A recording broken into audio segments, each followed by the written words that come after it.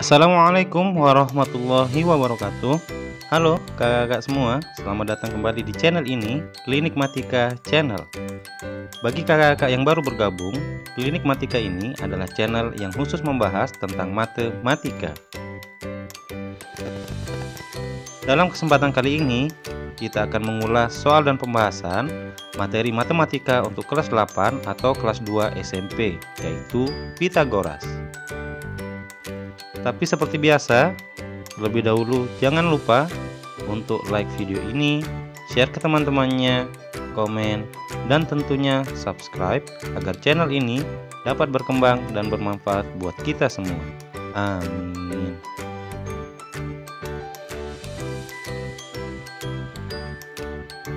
Baik, langsung saja kita membahas soal nomor 1. Berdasarkan teorema Pitagoras, pada segitiga siku-siku, kuadrat panjang sisi miring sama dengan titik. A. Selisih kuadrat panjang sisi siku-sikunya.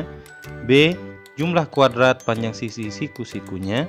C. Selisih akar panjang sisi siku-sikunya. D. Jumlah akar panjang sisi siku-sikunya. Jawaban yang benar untuk nomor 1 adalah B. Adapun pembahasannya, nah kakak semua, jadi berdasarkan soal yang ditanyakan itu sisi miringnya yang ini. Jadi sisi miringnya ini di sini kita namakan segitiga ABC ya. Jadi sisi miringnya ini AC. Ini tidak lain adalah jumlah kuadrat sisi siku-sikunya. Sisi siku-sikunya itu AB dan BC. Jadi kita bisa menuliskan rumusan seperti ini. Ini sisi miringnya, ini AB ini sisi tegaknya, BC ini sisi alasnya. Jadi AC pangkat 2 atau AC kuadrat sama dengan AB kuadrat ditambah BC kuadrat. Baik, ini untuk nomor 1. Selanjutnya kita ke nomor 2. Panjang sisi miring pada segitiga siku-siku sama kaki dengan panjang sisi siku-siku A cm adalah titik cm. A setengah A, B A, C A akar 2, D A akar 3. Jawaban yang benar untuk soal nomor 2 adalah C, A akar 2. Adapun pembahasannya, jadi kakak semua, yang ditanyakan di nomor 2 ini adalah sisi miring yang ini, ya, dengan panjang sisi A. Jadi yang ini A, ini A. Untuk mencari panjang sisi miring, kita gunakan rumus umum Pitagoras ya.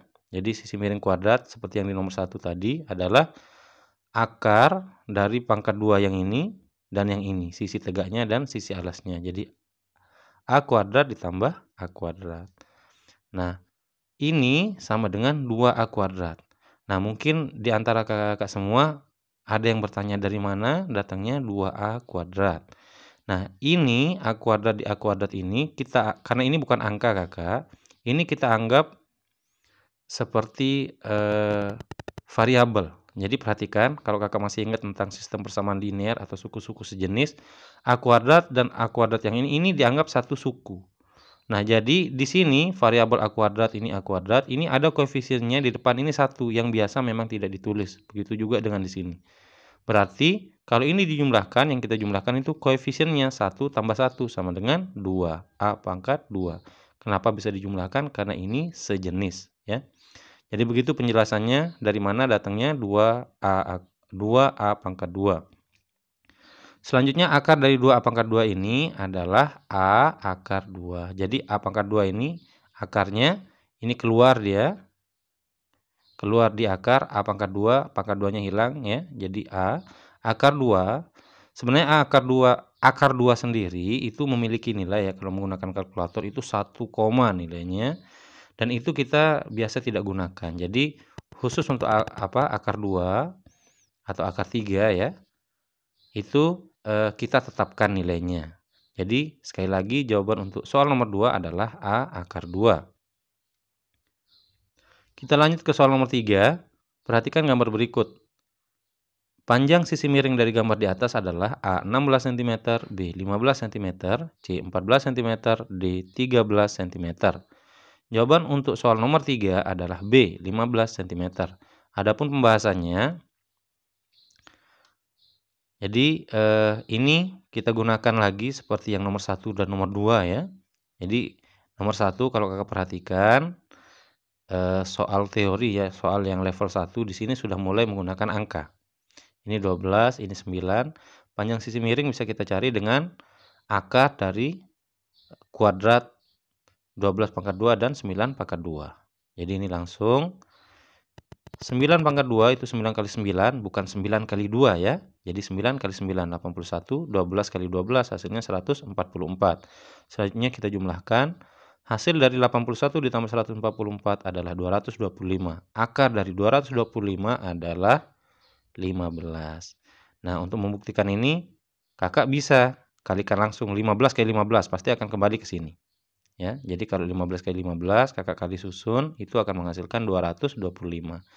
Sekali lagi, jawaban untuk nomor 3 adalah 15 cm.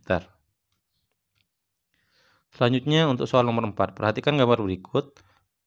Panjang sisi tegak dari gambar di atas adalah titik, titik, titik, titik. A 12 cm, B 11 cm, C 9 cm, D 8 cm. Jawaban untuk soal nomor 4 adalah D 8 cm. Adapun pembahasannya, jadi untuk mencari panjang sisi tegak ya namanya ini. Panjang sisi tegak tidak lain caranya seperti ini, kita langsung kurangi ya Kak. Ini caranya ya. Ini berdasarkan teorema Pythagoras tentunya. Jadi kalau tadi sebelumnya di nomor-nomor sebelumnya itu yang ditanyakan adalah sisi miringnya, jadi dia ditambah. Tapi kalau yang ditanyakan sisi tegak, ini dikurangi. Sisi miring dikurangi sisi alas. Jadi 17 pangkat 2 dikurangi 15 pangkat 2. Selanjutnya 17 pangkat 2 itu 289, 15 pangkat 2 itu 225.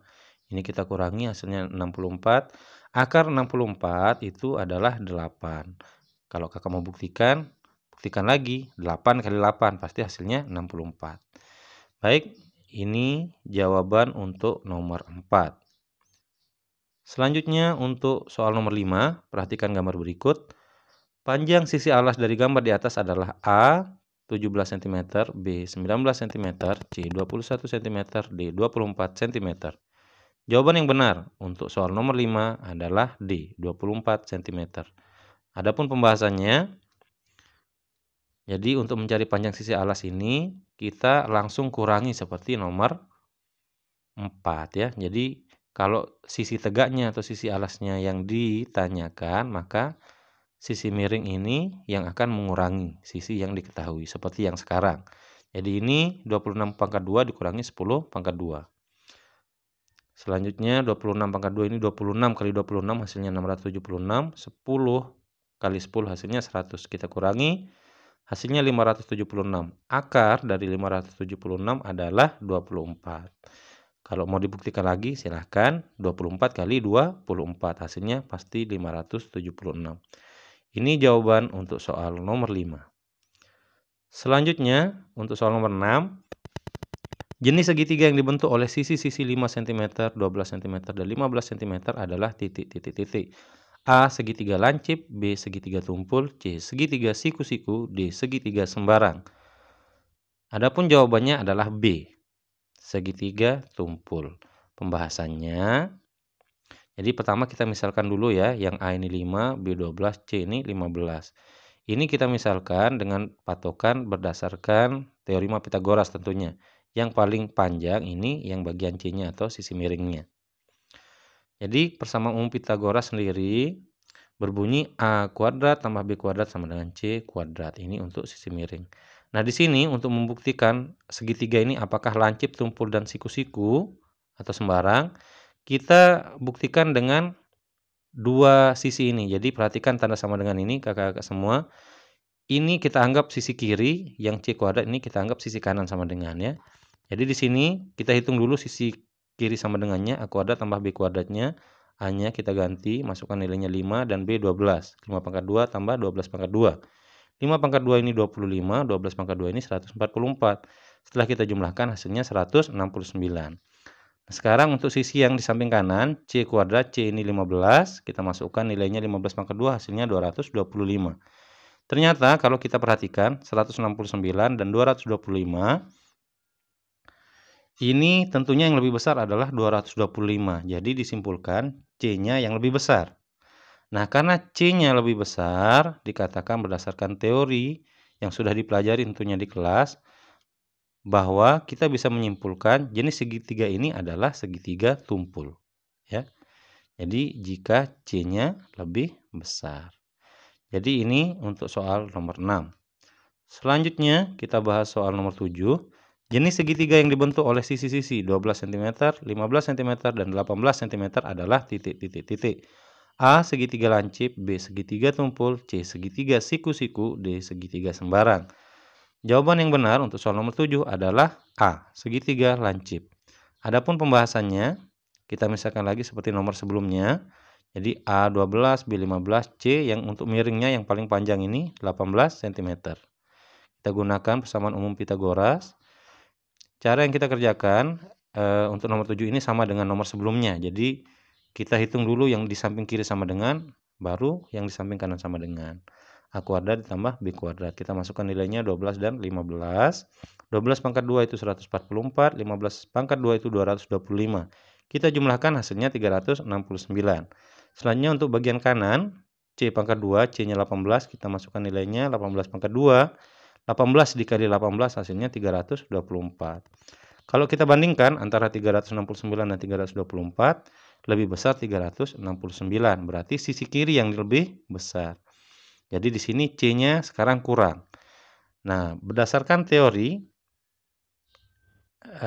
jika C-nya kurang atau A kuadrat plus B kuadrat ini lebih besar ya, maka kesimpulannya adalah jenis segitiga ini adalah segitiga lancip.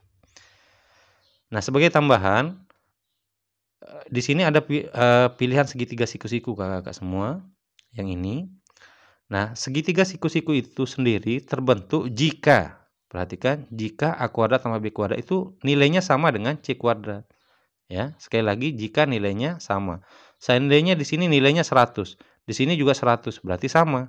Nah, jika sama, tidak ada yang lebih besar, tidak ada yang lebih kecil, maka kesimpulannya jenis segitiga tersebut jenis segitiga siku-siku. Jadi ini adalah tambahan seandainya ada soal yang meminta untuk membuktikan segitiga yang lain. Jadi khusus untuk soal nomor 6 dan 7 ini, kalau yang tadi itu segitiga tumpul, sekarang segitiga lancip. Semoga bisa dipahami. Selanjutnya kita lanjut ke nomor 8. Dari 3 bilangan berikut yang merupakan triple Pitagoras adalah titik-titik-titik A 9, 13, 15, B 7, 12, 15, C 10, 24, 25, D 8, 15, 17. Jawaban untuk soal nomor 8 adalah D, 8, 15, 17. Adapun caranya, di sini kita gunakan persamaan umum Pitagoras ya, A kuadrat tambah B kuadrat sama dengan C kuadrat. Jadi ini, perhatikan semuanya, A, B, C. Jadi yang paling kanan ini, yang paling panjang ini adalah C-nya ya. Nah, untuk menentukan yang mana merupakan triple Pitagoras, ini mau tidak mau ya, kita buktikan satu persatu. Jadi yang pertama 9, 13, 15. A, B, C. Jadi kita masukkan 9 kuadrat tambah 13 kuadrat. Tapi ini caranya sama dengan yang tadi kakak semua. Kita fokus ke samping kiri. Ini sengaja kita gabungkan ya. Tapi kita jelaskan di sini. Ini nanti kita akan hitung samping kirinya berapa, samping kanannya berapa begitu. 9 kuadrat 81, 169. Ini kalau 15 pangkat 2 ini 225. Nah, 81 ditambah 169 itu hasilnya 250. Sedangkan C pangkat 2, 15 pangkat 2, 225. Ini hasilnya. Kalau kita perhatikan, ini tidak sama dengan. Ya, jadi A kuadrat tambah B kuadrat, ini kesimpulan akhir kita tidak sama dengan. Jadi, sekali lagi, cara kita membuktikan ini adalah dengan menggunakan teorem Pitagoras, tapi sama dengan ini hanya kesimpulan sementara. Kalau seandainya dia di akhir nanti sama, yang samping kiri dan samping kanan, maka baru kesimpulan akhirnya sama dengan. Ya. Tapi berdasarkan yang A ini, kalau kita perhatikan ini beda angkanya. Ini 250, ini 225. Berarti kesimpulan akhirnya tidak sama dengan. Baik, selanjutnya yang B, 7, 12, 15. Kita masukkan. 7 pangkat 2, 49. 12 pangkat 2, 144. Kalau 15 pangkat 2, 225. Kita jumlahkan yang A dan B. Hasilnya ternyata 193. Dan di samping kanannya, untuk C-nya 225. Lagi-lagi ini tidak sama dengan. Ini kesimpulan akhirnya.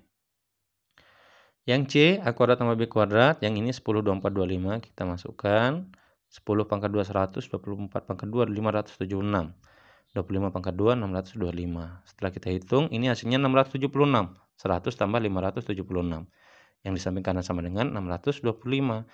Lagi-lagi ini tidak sama, berarti kesimpulan akhirnya tidak sama dengan. Selanjutnya yang D, 8, 15, 17, kita masukkan nilainya. 8 pangkat 2, 64, 15 pangkat 2, 225, 17 pangkat 2, 289. Kita jumlahkan, yang di samping kiri sama dengan 64 tambah 225, hasilnya 289. Yang di samping kanan juga hasilnya 289. Berarti dari A, B, C, yang kesimpulan akhirnya sama dengan nilai yang di samping kiri dan samping kanan adalah D. Nah, karena D ini sama, maka yang bagian D ini termasuk triple Pythagoras, ya. Atau kalau kita kaitkan dengan nomor 6 dan 7 termasuk segitiga siku-siku. Baik, ini penjelasan untuk soal nomor 8. Selanjutnya untuk soal nomor 9, sekaligus ini soal terakhir untuk bagian pertama ini. Jadi kakak semua, ini adalah video bagian pertama ya. Tentunya nanti akan ada video lanjutan bagian kedua. Tentunya melanjutkan dari nomor 9 ini ya. Kita langsung membahas soal nomor 9. Berikut ini adalah ukuran sisi-sisi dari 4 buah segitiga, yaitu 1, 3, 4, 5, yang kedua 7, 8, 9, 3, 5, 12, 15, D ya, yang keempat 7, 24, 25. Pertanyaannya, yang merupakan triple Pythagoras adalah A 12, B 13, C 23, D 14.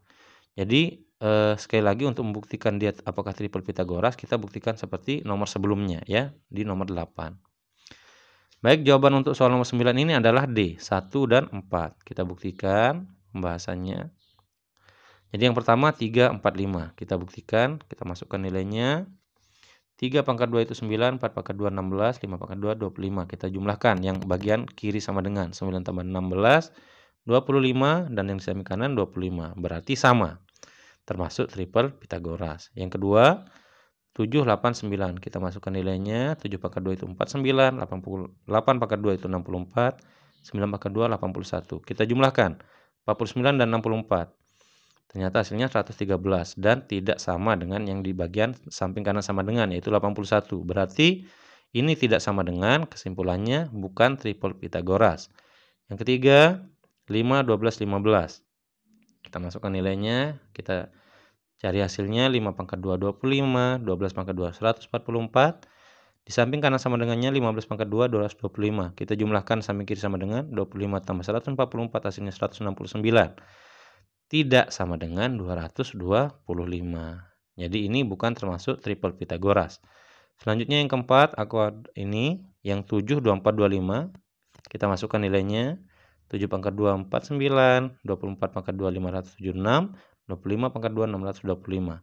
Kita jumlahkan, 49 ditambah 576. Hasilnya 625. Di samping kanannya juga 625. Berarti kesimpulannya sama dengan. Jadi berdasarkan ini kita buktikan ya. Jadi yang termasuk triple Pythagoras adalah nomor 1 dan nomor 4. Baik kakak-kakak semua, sebelum video ini kita akhiri, izinkan kami memberikan pantun motivasi. Pisau di dapur harus diasah supaya tajam dan jadi kuat. Belajar harus tanpa kena lelah agar dapat ilmu bermanfaat. Klinik Matika. Terima kasih sudah menonton. Sekali lagi, jangan lupa untuk subscribe channel ini. Assalamualaikum warahmatullahi wabarakatuh.